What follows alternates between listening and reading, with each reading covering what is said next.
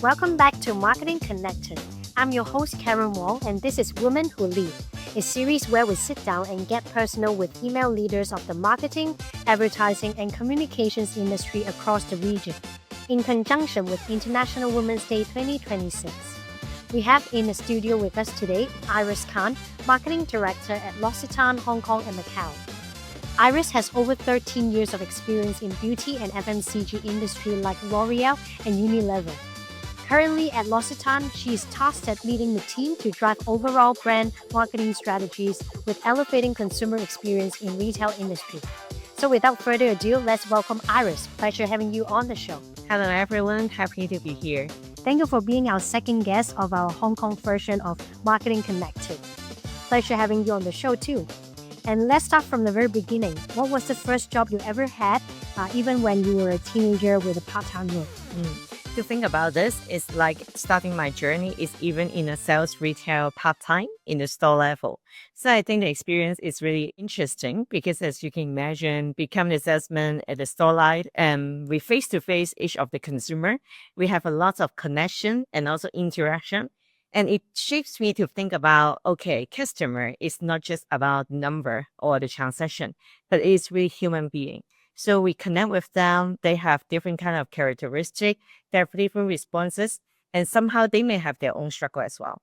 So for me, I think even though after 13 years right now, I still have the moment and also to think about like the consumer is really important for us to think about and also to connect with. And always to think about the campaign is not good if we don't consider consumer. So people would be the priority for us to think about whenever we plan for the marketing plan. Yeah, I always admire marketers a lot because in the marketing world today, everything happens, in a split second. Everything comes and go very quickly, and especially in this very cluttered space nowadays, you need to catch the consumer's attention. It's a very hard thing to do. So fast forward to now, you are a leader of, in the marketing department of a multinational skincare brand. So what does being a female leader mean to you in terms of leadership? Mm. I think right now for me, the role is more like the connection.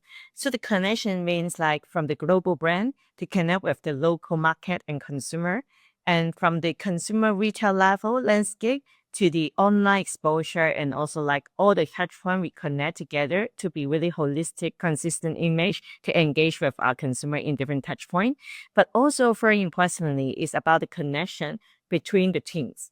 Because you can imagine work with the corporate like in L'Occitane, we have a lot of talents and also a lot of people we work together internally and externally. So how I can connect with all the people, all the expertise together to create the biggest impact to the campaign and also to the brand, I think it's really important part.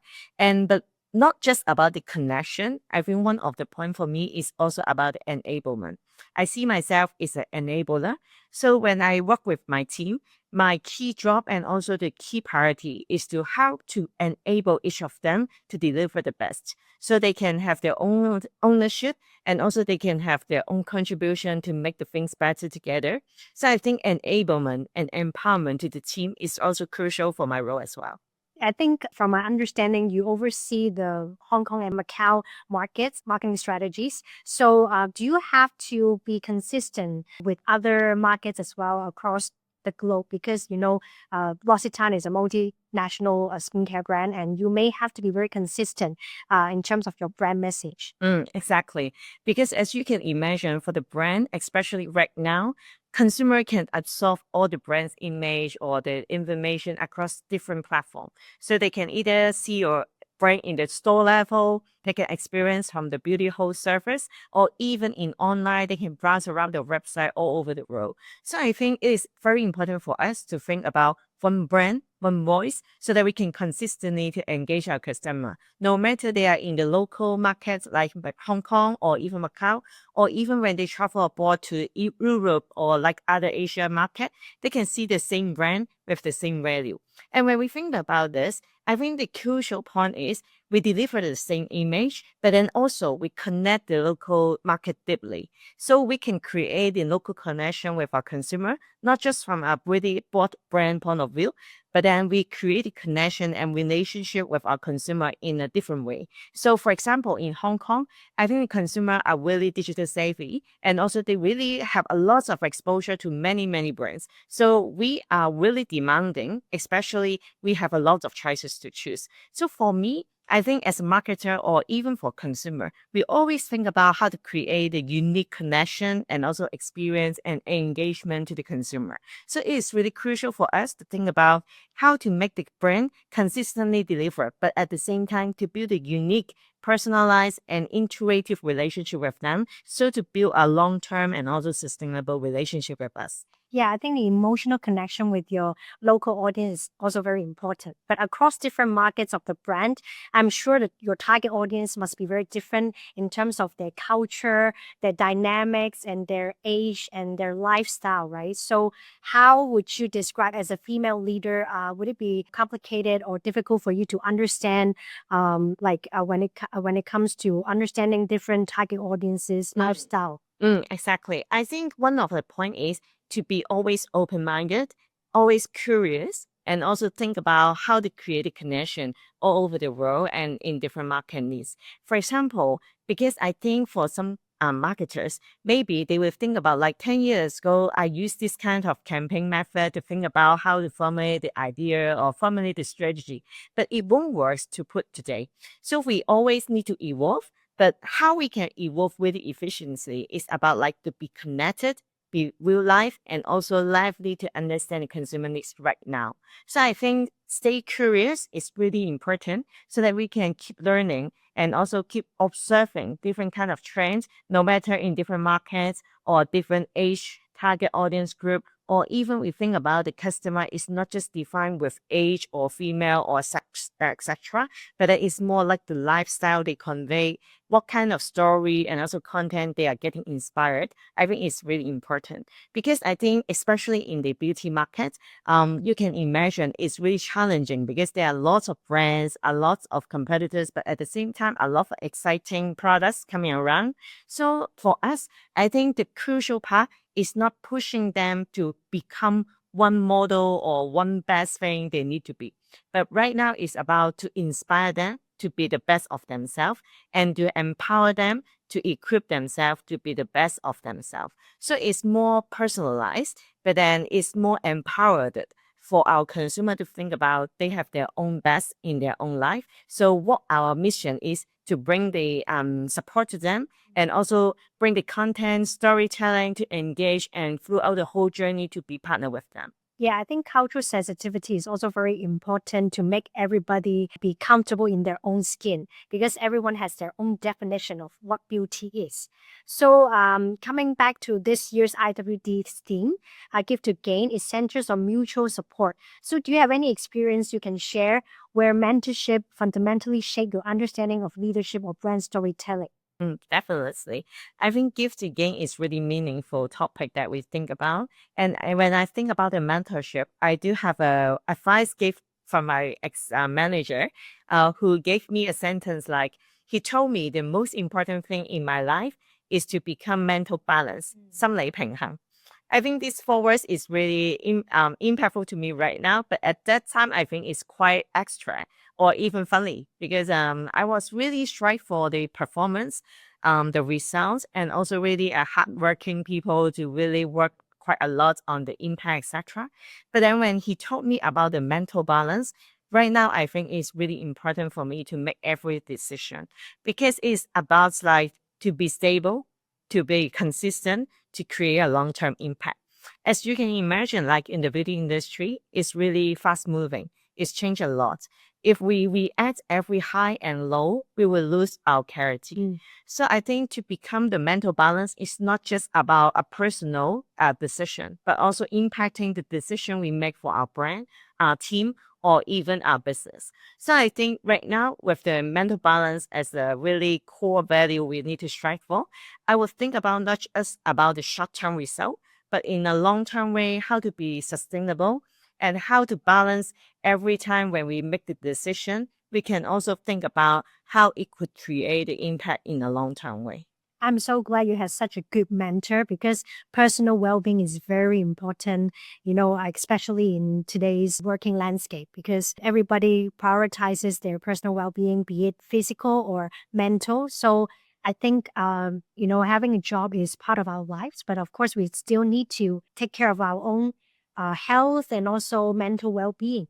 So we just talked about, balancing between work and life. And I know you're also a mother. How did it feel when you first gave birth to your son? Was it very hard to manage your schedule outside of work? Mm, I think that would be definitely a very interesting part because just yesterday I was celebrating my son's 5 years old celebration moment, and it's already 5 years to me.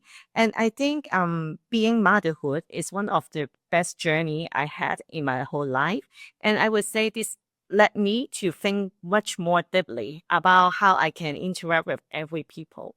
So, for example, when taking caring of my son, I have to be really patient, patient enough to grow with him, patient enough to repeat maybe some small tasks every single day or every single hours, and then be patient enough to train my EQ so that emotionally I won't break out when he also get mad.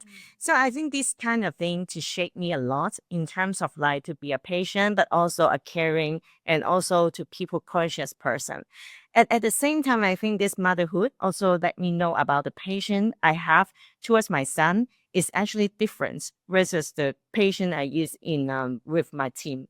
Because when I think about my team, they also lead the development, and the patient I have with them is to let them grow by themselves and also give them room to perform, while at the same time to give enough direction and support for them so that we can also grow together as an individual, but at the same time, they can feel supportive from me to be really inspired, but at the same time, supportive enough to drive the bus. So I think this helped me a lot to think about how to become a leader. And another part is about the work-life balance because you can imagine like when I'm a leader or a teammate or a mom or even a wife, there are lots of role and responsibility in my own life. I think most of our female leaders also share the same situation. While to me, I think I learned is the work-life balance is not about like the hours we put in the work because as a marketer, we never rest. Even though we scroll our mobile or the social media, we always take chance. We also think about how to become a make a better content or how to make the trend or what's going on, the trend looks like, etc. If we use this way to work 24 hours, we will die for sure. But then I think the right way to do a balance is about the mental health. So we cautious about like the mental balance I need to give. And also for me, I think it's a mindset shift. So whenever we need to think about how to create the biggest impact in less but more focused time. And for me, I would also think about how can I really prioritize better, no matter from the impact point of view, in long-term perspective, I would be cautious more on the resources I put in every single task. The resources not just about the budget, but also the time and efforts I put into the task. So I think this helped me quite a lot to think about how to make a meaningful prioritization to create a long-term impact and also a sustainable growth for myself, but also for the one who be with me, including my son, my family members, and also my teammate as well. Yeah, I think alongside your busy work schedule and also you spend a lot of time, quality time with your family and your son. And also I know you just been to France to learn brand DNA. So can you tell us about some experience from the trip? Absolutely. And first of all, I really feel grateful. I have the chance to be with the amazing team in L'Occitane Provence brand to go to the affiliate meeting in Provence. Because whenever we talk about the brand, we are L'Occitane on Provence. We celebrate and also embrace our origin from Provence. And that place is amazing. Like at the time, 2 years ago, I have the affiliate meeting visits there. And I can not just about be connecting with the talents, the people coming from the brand all over the world. But at the same time, I can really deep dive and also experience the lifestyle happening in Provence. And the brand there is fantastic. The product we use, the natural ingredients they embed into the formula, and the way that they treasure a lot every single detail, and also the craftsmanship in even the architecture. I mean, it's inspired me a lot. And it also brings me impact. Like I think about the brand, not just from marketing point of view. It is a real brand coming from the people. They have the love and care and the expertise behind. And it fills me a lot to think about how I can really communicate these amazing things to our consumer and also our team so that it can embed in the value and also the communication across all the touch points. And I think another part is we always talk about 3P in our brand. It's about the profit, people, and planets. And I think it is really amazingly to think about the people we bring the impact is really crucial and different versus the others. I think the people right here is really having the authentic way, expertise way to make the brand even more impactful and also meaningful to our consumer as well. And I believe that the way that we craft with heart and reason and bring us a long-term impact and sustainable growth. And actually this year, 2026, is a quite a special moment because L'Occitane and Provence has already celebrating their 50 years anniversary. So it will be a special moment for us to celebrate all over the world as well, and how we can really bring the heritage of the brand, the really core value, we keep it, but at the same time, use a new way, authentic way, meaningful way to reconnect with our consumer. And I think this will be an amazing journey for us to think about how to be connect and relevant to our consumer to celebrate this important moment. It's so good to go back to the origin of the brand and understand the history and the brand DNA itself. Over the past 50 years, you guys must have been, encountering a lot of difficulties, challenges as well. So, since you've come on board, do you have any difficult moments that you've experienced, and how did you overcome it? Mm. I think from a leadership perspective, I think one of the most challenging thing we always think is about is the people management. And one point is about when we need to manage like the challenging moment for the team members to deliver the results. I do have such kind of experience. So at that time, I remember really clearly is one of my teammates has the performance issue. Well, at that time, as a female leader, maybe my own instantly feedback is to be empathic. So to use the empathy to think about and be patient about to understand what's the issue behind of her, how can I support her, what's the issue behind her to solve the problem. But it takes time to understand. While at the same time, why I would say this is challenging because I figure out that the performance issue of her is no longer just the individual problem. It also trigger the teamwork and also the team members' workload as well, which also bring us some impact like the negative issue for the overall team and also the performance. So for me, I think this make me have a learning to always think about a balance between be empathetic but also to fair enough in the situation that we face when we deal with different people. So for me, I think always listen and always to think about how to resolve the priorities or workload from the teammate is really crucial because we need to be really focused on the well-being and to make sure they can deliver. But at the same time, we need to be proactive enough to provide the constructive feedback where it is crucial so that we can do timely and also precise review and feedback to them, not just for the solving the problem at that time, but also to develop them in a long-term success. So I think I learned a lot to be more conscious and also proactive to provide more constructive feedback, no matter the college is performing well or in a improving area.